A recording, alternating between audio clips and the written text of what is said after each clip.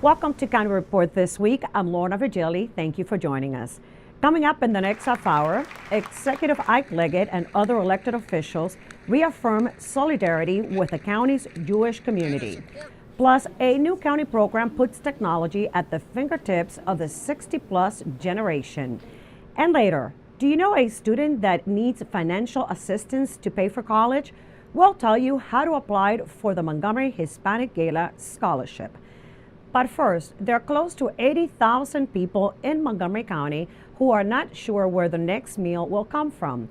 In response to these needs, the council passed a bill that has resulted in a plan to address food security. This is not only a first for the county, but one of the first initiatives of this kind in the country. Susan Kennedy reports. The plan is part of a comprehensive approach to improve the county's food system. It addresses who is at risk, where they are, and what their barriers are to food security.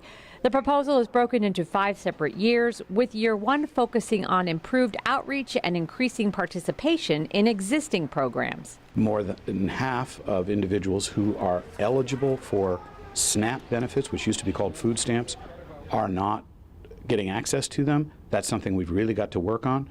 As you mentioned, we've got about 78,000 people, 7% of this prosperous and successful county, who are food insecure. We've got to continue working on that. Summer meals are available through the school system. There are weekend backpack programs available for students in the school system, but we need to expand those. We need to let people know that they're available. We need to be focused. We need to bring our nonprofit community together. We have so many nonprofits that are in this space. So how do we coordinate? How do we really focus on where are the greatest needs and what are the programs that can bring about the greatest benefits? The goal of the food security plan is to reduce the number of food insecure individuals by 22% by year 3 of the plan.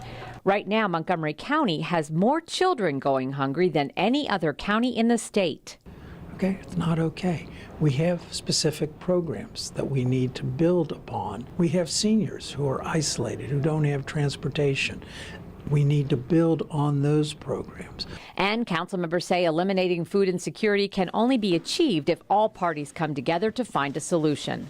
We've got to work with the private sector. We've got to work with the philanthropic sector. We need those county residents who are fortunate and well-resourced to remember that in this community there is a lot of need, and we need people to support service providers that do such excellent work. In Rockville, I'm Susan Kennedy for County Report This Week. In response to acts of hate and violence toward the Jewish community in our area, Executive Ike Leggett, along with several federal, state, and Montgomery County government officials, held a press event reaffirming the county's solidarity with the Jewish community. Bomb threats to local Jewish centers have sparked concerns among elected officials, local leaders, and the faith-based community. In conjunction with the Jewish Community Relations Council of Greater Washington and the Jewish Federation of Greater Washington, Executive Ike Leggett reaffirmed solidarity and took action to help increase security in Jewish centers. I'm announcing today that I will be sending an emergency appropriation to our county council members. I see a number of them here. I think a majority of them are probably here, and I hope you approve this right away. To approve an emergency supplemental budget request to provide some enhanced security for our Jewish centers around Montgomery County, providing additional lighting, glass protection, and of course cameras. U.S. Senator Ben Cardin announced what steps are taking place to find the perpetrators. Our federal team is united. We sent a letter this week that followed up a conversation that I had with Rod Rosenstein, our U.S. Attorney from Maryland. I called him to make sure that he understood that we needed to be focused on these hate crimes, and he is, and he committed to do that. We sent a letter to the Baltimore director of the FBI, which is our regional director. Our entire congressional delegation, all 10, are united in making sure the resources are allocated to find those people who are behind these crimes. And we got that commitment, and we're going to do everything we can to make sure that everyone understands we won't tolerate this behavior, and we're going to find the people who've done it, and they're going to be held accountable. The event also brought together diverse faith-based leaders from across the county. We are also aware that today it's not just the Jewish community. The Muslim community is also being set up as a scapegoat, and the Latino community. All of the minority communities in Montgomery County have been in trauma for some months. It's something that we've been working together on under the Faith Community Advisory Council and the Executive Committee that's standing right behind me here. But working with the police, with the Office of Homeland Security, with the Department of Health and Human Services, particularly behavioral health and crisis services. The Board of Elections is meeting this month, and one of the topics board members will be discussing is adding an 11th early voting center for the 2018 gubernatorial primary election. The legislature passed law that we're going to have one additional early voting site, so Montgomery County will now be up to 11. We are not sure where that 11th site will be. We will begin next week presenting our board members with information on our existing locations, which ones we know are viable for 2018 and which ones we may need to consider moving. And then we'll begin the process of determining where all 11 sites will be. We do have to have a final determination on that for the Maryland State Board of Elections by November of this year. And so this will be something that the board will be working on throughout the year. And as they have in the past, I certainly predict that we'll have at least one public hearing so people will come in and be able to present their opinions on where it should be.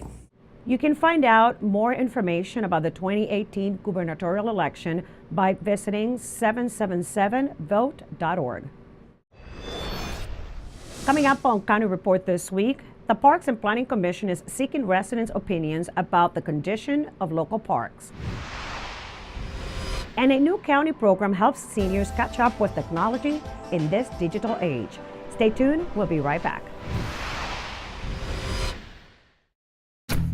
In Montgomery County, we have a goal to reduce waste and recycle 70% of all waste by 2020. By recycling and reducing waste, we save natural resources and make our community even better. So recycle at home, work, school, everywhere, and keep recycling going.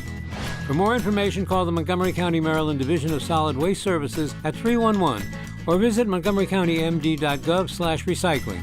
Keep it going. Recycle more now. Did you know there are more than 10,000 county government phone numbers? But there's only one number you need to remember for non-emergency calls, 311. MC311 is Montgomery County government's online telephone information system. Need information? Have a problem or complaint? Trying to locate a county government facility? Call 311. The call center is open Monday through Friday, 7 a.m. to 7 p.m. The website is available 24 hours a day, 7 days a week. Welcome back to County Report this week. I'm Lorna Virgili. With daylight savings and warmer weather, county residents take to the local parks. And this week on the county's Spanish language radio show, we talked to Parks and Planning Commissioner Natalie Fanny Gonzalez about a study the commission is conducting about the state of parks in the county. Residents are encouraged to participate and voice their opinions about the conditions in neighborhood parks. Love your parks and let us know what's going on to make your neighborhood and your parks better for you, for your family, for your friends. Right now we're creating input. We're having input from the community to make sure that we know what is needed to make sure our parks are vibrant for everybody. To participate in the study, visit montgomeryparks.org. Growing up, many of the county's older adults may have not had the chance to learn how to use computers. Now, thanks to a new county program, adults aged 60 to 85 have the chance to learn the technology that will enrich their lives and bring them into the digital age. My MC Media's Sonia Burke reports. Senior Planet Montgomery has launched technology training for older adults. The first students graduated in January 2017. The 10-week class, called iPad Basics for Older Adults, was held at Long Branch and at the Maryland Praisner Library in Burtonsville. It showed students like Maxine Lewack how to see technology through a different lens. The best things about this course was that it gave me a lot of confidence. Now if something goes wrong, I just try something else. I'm not afraid the whole thing's going to collapse on me. The Senior Planet Montgomery program sponsored the class in partnership with Montgomery County Public Libraries and the Recreation Department's senior centers. The program falls under the auspices of Ultra Montgomery, a technology-based economic development initiative that is the brainchild of County Executive Ike Leggett. This program and things that we are doing around the county is to do something that is fundamental. That is to have you with as much independence as you can possibly utilize in your lives. After completing the class, Marlene Holligen began using the iPad to FaceTime and email family and to organize her health care. Well, first of all, I like to put down the days that I should visit my different doctors. Most students don't have iPads at home like Long Nguyen. Even before graduation, Nguyen put his to work as a companion and an online banking assistant. I'm 75 years old now. So, I use iPad like my companion. So it don't feel like lonely. Yes, I do the banking from the iPad. Instead, like the deposit, check by primary on the bank. So you don't have to go there and line up and can do it at home. Ann Butler does not yet have an iPad at home, but she's hoping to own one soon. Her reason for taking the class is very specific. She wants to stay sharp in case she chooses to go back to work. Even though I'm retired, I may want to go back to work, so that looks like a good tool I should have, right? In fact, the entire graduating class is entering the world of technology with a new skill, one that can raise the quality of their lives and connect them fully to the county's economic future. In Silver Spring, I'm Sonia Burke for County Report This Week. The county's Commission on Aging is sponsoring a forum for seniors, interested residents, nonprofit organizations, and businesses serving seniors to help residents understand the county's age-friendly initiative. Discussion topics will include housing, health, transportation, communication, and home and community-based services. The forum will be held at the Silver Spring Civic Building from 9 a.m. to 12:30 p.m. on Wednesday, March 29th. The event is free, but reservations are requested by calling 240-777-1262. Do you want to keep your Rockville neighborhood safe? Well, Corporal Ken Matney with the Rockville Police Department tells you how. The Rockville City Police Department, along with its Neighborhood Watch program, is a huge part of the police being a part of the community and not apart from it. And right now, you can help keep Rockville's streets safe by becoming part of a Neighborhood Watch group. It's been a benefit on our part that we've been able to arrest people that have been doing bad things in the neighborhoods, burglary, theft from autos, drinking in the park. The park behind us here used to have issues with that till the Neighborhood Watch down here in Calvin Park actually started calling us every time somebody went in there and cracked a bottle open, and they'd call us, we'd come down, and eventually it really cleaned the area up. And you can get your own Neighborhood Watch started by reaching out to Corporal Matney by giving him a call at 240-314-8922 or send him an email, kmatney@rockvillemd.gov. For County Report This Week, I'm Tony Playa. Coming up on County Report This Week, a well-known local radio personality, Gojo Nandi, kicks off a new program at the Montgomery County Public Libraries. And we take you to Lakewood Elementary School to celebrate Dr. Seuss's birthday, of course, with a reading workshop. Stay tuned. County Report This Week returns after this.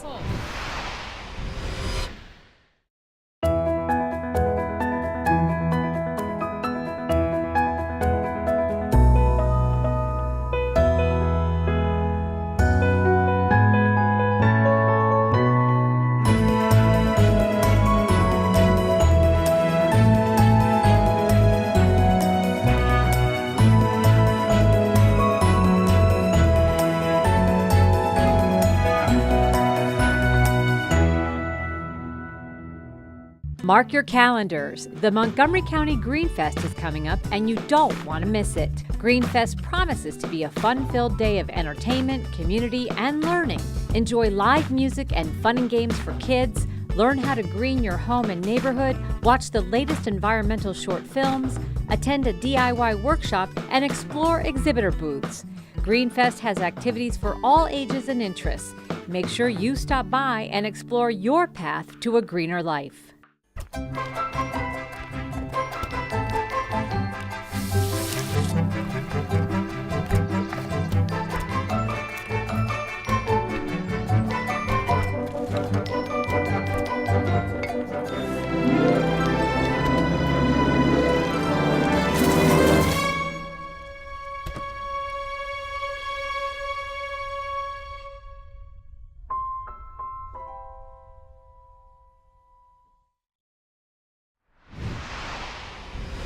Welcome back to County Report This Week. I'm Lorna Virgili. Montgomery County Public Libraries is hosting a new series titled Contemporary Conversations. MyMC Media's Mitty Hicks has more details about the new program.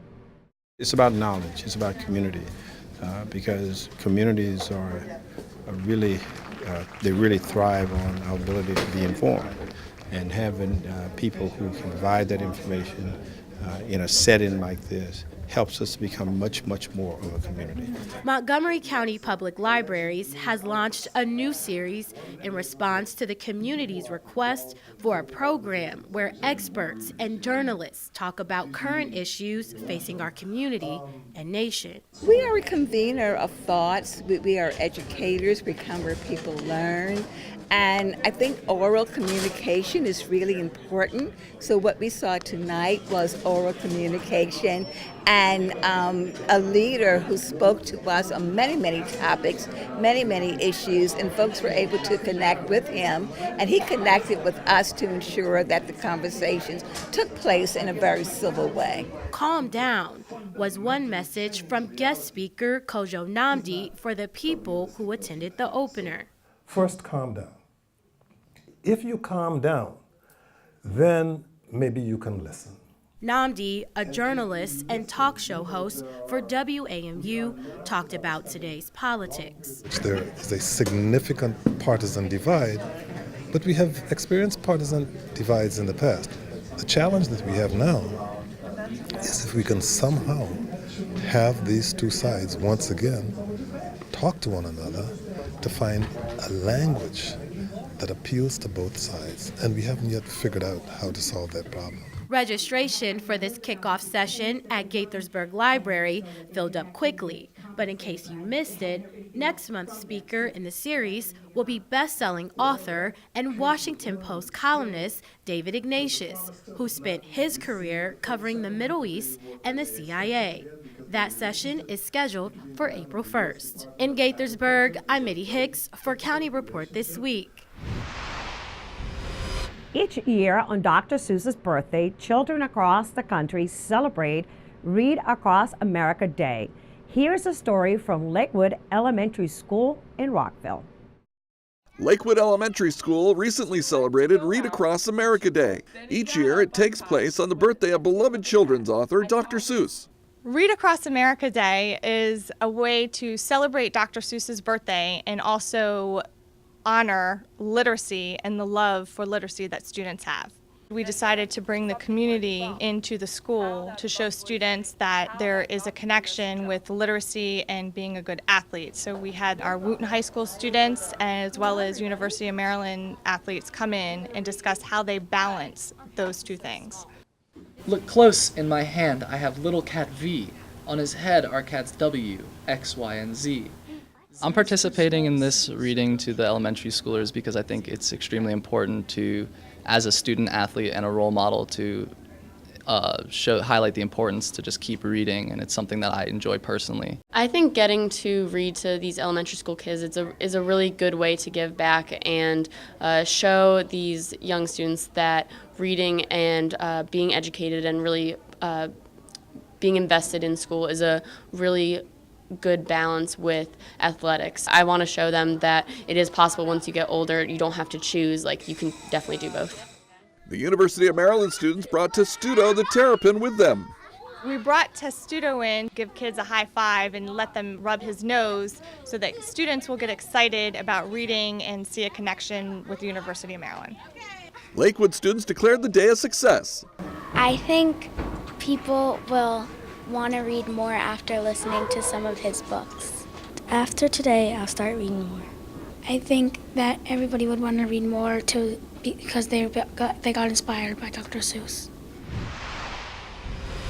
Imagine children writing, composing, singing, and playing instruments to create an original opera. This is the year-long learning project Mary McGinn conducts with her third grade class at Stedwick Elementary School in Montgomery Village. My MC Media's Phyllis Armstrong reports.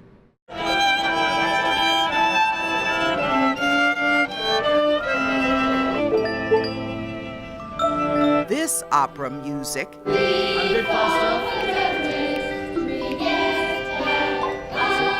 is the creation of Stedwick Elementary students. Learning how to cope with being judged by others or even themselves. I think judgment is really strong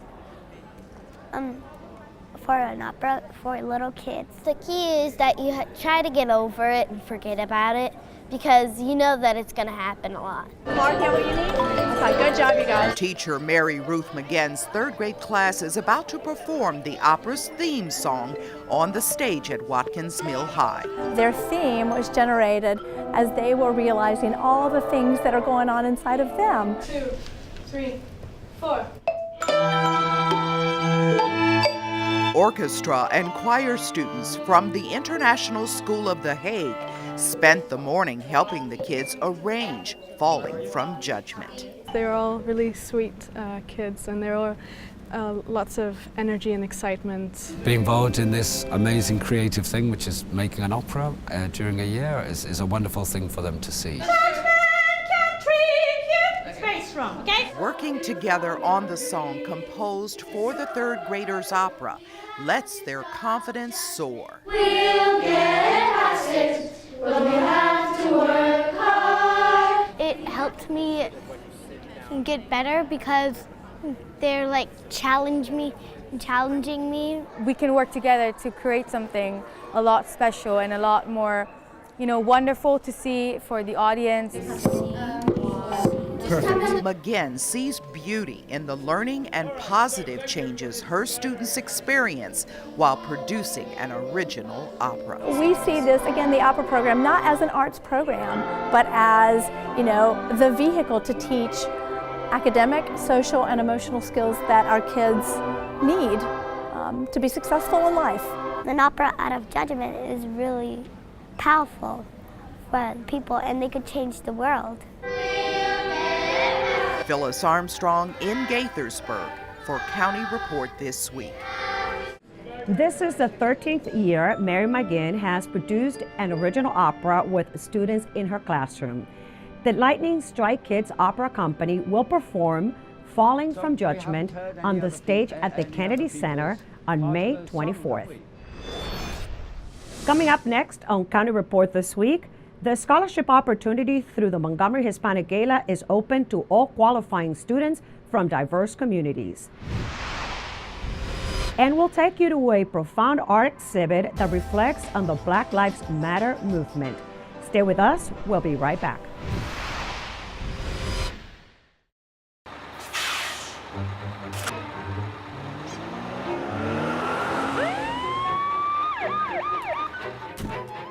Hey, mister! Down here.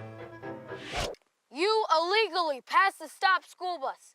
I'm placing you in timeout. And this timeout means big fines, plus you really could have hurt somebody. That's why school buses are being equipped with video cameras to help kids like me stay safe. So respect the bus.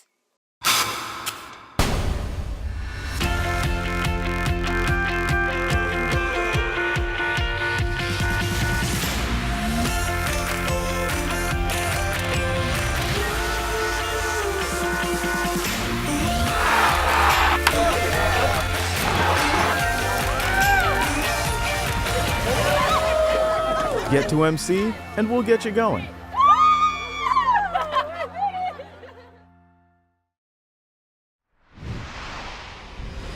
Welcome back to County Report This Week. I'm Lorna Virgili.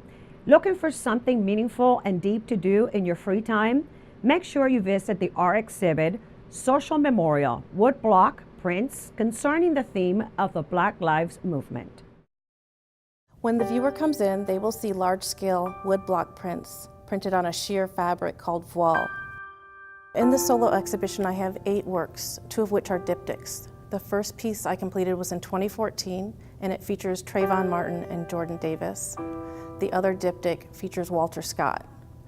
And each of the other works feature Sandra Bland, Eric Garner, Laquan McDonald, William Wingate, Tamir Rice, and Freddie Gray.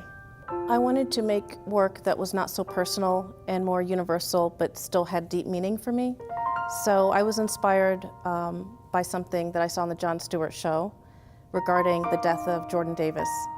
And after looking at the circumstances of his death and comparing them to Trayvon Martin, I knew I wanted to start with a piece that dealt with Florida, since they still have the Stand Your Ground law on their books. And basically, if you feel threatened by anyone, you can shoot them and get away with it. So it started with that piece in 2014, and then I went from there. The style that I chose was inspired by Russian propaganda posters, WPA artwork, and Latin death murals. I was in the process of changing my personal style, and I wanted a style that was geometric, graphic, bold, but still detailed.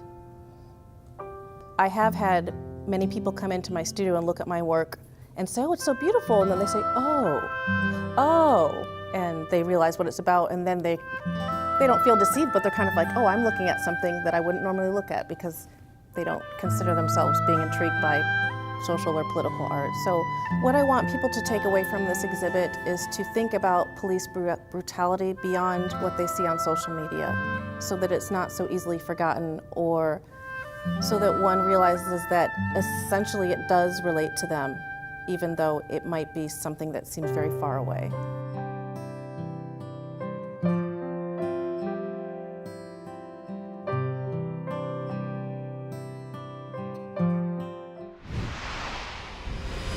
Do you know a college student in Maryland that might need financial assistance for tuition? Well, ask them to apply for the Montgomery County Executive Hispanic Gala Scholarship Program. Students who graduated from a Maryland high school and are attending an institution of higher learning in the state may qualify for the $2,000 scholarship. Full requirements and the online application can be found at montgomeryhispanicgala.org. The scholarship opportunity is open to all qualifying students from diverse communities. Time is running out to catch the final 2 performances of the Montgomery Philharmonic's 2016-17 season. The Philharmonic's theme is Inspired By, which delves into the inspiration behind major works of the world's great composers. The final 2 performances are taking place at 7 p.m. on Sunday, March 26th and Sunday, May 21st at the Gaithersburg Presbyterian Church. The performances are free and no tickets are needed. For more information, visit montgomeryphilharmonic.org. And now it's time to meet our Pet of the Week. Kathy Stanhope joins us now from the Montgomery County Animal Services and Adoption Center with more. Kathy? This is Sasha. Sasha is an older lady. She's about 13, and unfortunately her owner died, so she had to be given up, and she is desperately looking for another home. As you know, that with our older pets, the fees are waived. So if you're looking for a nice, calm, loving cat, please see about Sasha. You can visit Sasha and any of our animals at 7315 Muncaster Mill Road in Durwood. We're open every day except Wednesday. Please give us a call at 240-773-5900 or visit us on the web at montgomerycountymd.gov/ASD. And with that, we close this edition of County Report This Week. Remember to like us on Facebook and to join us again at this time every week for a look at what's going on inside Montgomery County. I'm Lorna Virgili, and thank you for watching.